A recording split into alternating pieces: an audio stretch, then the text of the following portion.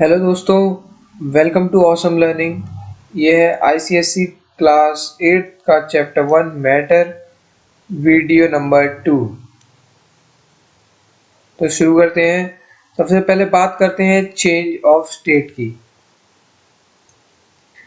कोई भी मैटर है, अगर आप उसे हीट देंगे या उससे हीट निकाल लेंगे तो उसके स्टेट में चेंज आ जाएगा।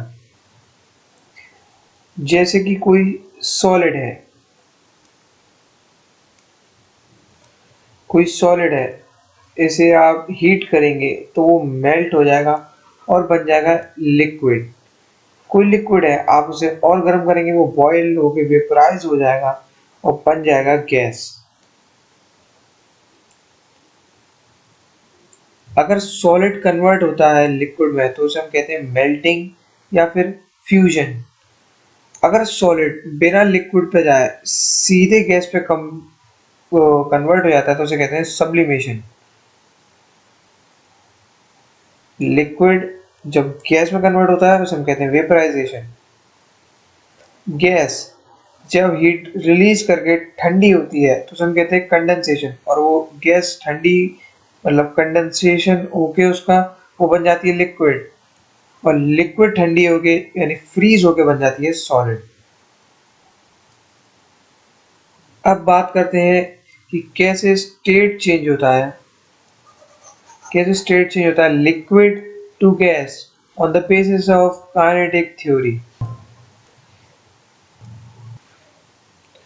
एग्जाम्पल के लिए हम सॉलिड लेते हैं। वो सॉलिड है बर्फ।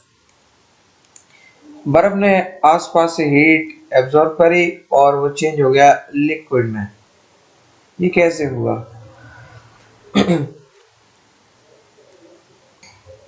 हीट एब्जॉर्ब करने में बर्फ के जो मॉलिक्यूल्स हैं उन्होंने गेन कर ली काइनेटिक एनर्जी।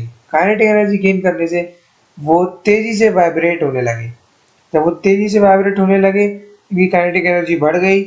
जब काइनेटिक एनर्जी इतनी बढ़ गई कि उनके इंटरमॉलिक्यूलर फोर्स ऑफ अट्रैक्शन को वो तोड़कर दूर जा सके, तो उनका कुछ स्टेट गैस जैसा वो लिक्विड जैसा हो गया और सॉलिड कन्वर्ट हो गया लिक्विड में, आइस टू वाटर।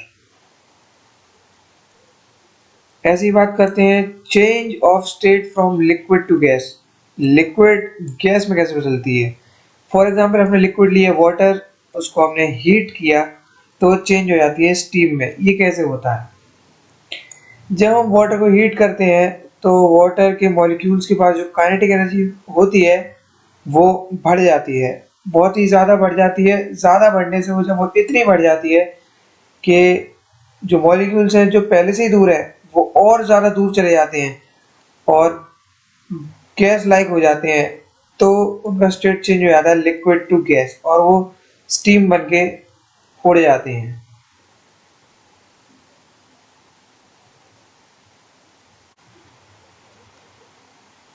अब बात करते हैं एक एक्सपेरिमेंट की। हमने एक बीकर लिया, उसमें आइस क्यूब्स डाल दिए, एक थर्मोमीटर लगा दिया और नीचे से बंसन बर्नर से उसे हीट करना चालू किया।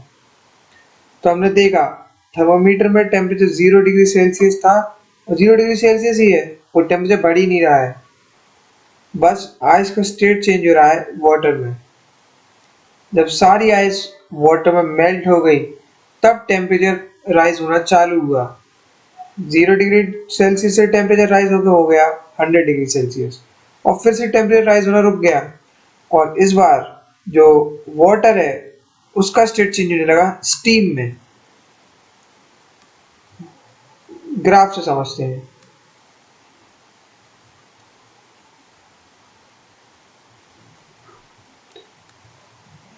ये एक्स एक्सिस है, एक्स एक्सिस ये एक्स एक्सिस है, ये रिप्रेजेंट करती है टेम्परेचर। ये वाई एक्सिस है और ये रिप्रेजेंट करती है हीट को। तो क्या हुआ, हमने आइस को हीट करना चालू करा, ये आइस है।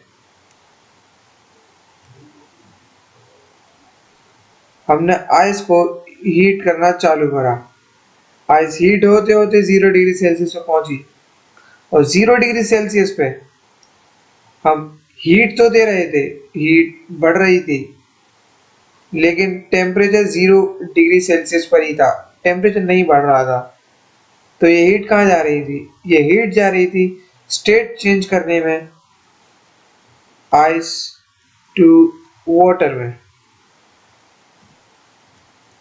फिर 0 डिग्री सेल्सियस पे जो आइस थी, 0 डिग्री सेल्सियस पे जो आइस थी वो 0 डिग्री सेल्सियस पे वाटर बन गई, और फिर आइस हीट होना चालू हुई, टेम्परेचर बढ़ा वाटर का टेम्परेचर बढ़ा, वाटर हीट होते होते 50 डिग्री, फिर पहुंचा 100 डिग्री सेल्सियस पर। 100 डिग्री सेल्सियस से पहुंचने के बाद दोबारा टेम्परेचर बढ़ना रुक गया, लेकिन हीट सप्लाई फिर भी चल रही थी,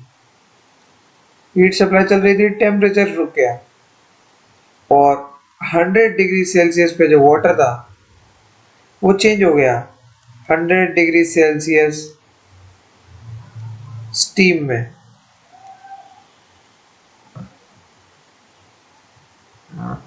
तो ये जो हीट यूटिलाइज हुई यहां से लेकर यहां, to change ice to water, इसे हम कहते हैं लेटेंट हीट ऑफ फ्यूजन, और यहाँ पे आइस है इसलिए ऑफ आइस। और यहाँ जो हीट यूटिलाइज हुई,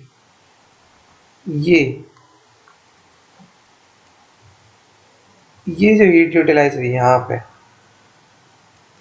to change 100 degree Celsius of water to 100 degree Celsius of steam, इसे हम कहते हैं latent heat of vaporisation of, क्योंकि यहाँ स्टीम है इसलिए स्टीम। तो ये लेटेंट हीट ऑफ फ्यूजन है ऑफ आइस, इसकी डेफिनेशन क्या है? The amount of heat required by ice, by the amount of heat required by given amount of ice to change into water at its melting point 0 degree Celsius without changing its temperature। मतलब 0 degree Celsius ice को जो heat चाहिए 0 degree Celsius water बनने में, उसे हम कहते हैं latent heat of fusion of ice. पर अगर आगे लग जाए शब्द स्पेसिफिक, यानी specific latent heat of fusion of ice, तो ये क्या होता है? तो ये होता है the amount of heat required to change 1 kg of ice into water at its melting point 0 degree Celsius without change in its temperature। यानी पर यूनिट मास कितनी हीट चाहिए टेम्पो स्टेट चेंज होने में। जैसे कि 0 डिग्री आइस कितनी, 1 kg 0 degree Celsius water 1 kg में convert होने के लिए चाहिए 336,000 जूल्स। तो वो आइस की लेटेंट हीट ऑफ फ्यूजन है 336,000 जूल्स पर केजी। इसे हम ग्राम्स में कन्वर्ट करें तो 336 जूल्स पर ग्राम। मतलब जैसे 1 kg को, जैसे 1 kg को 336,000 जूल्स लगी है, वैसे 1 ग्राम्स को सिर्फ 336 जूल लगेगी।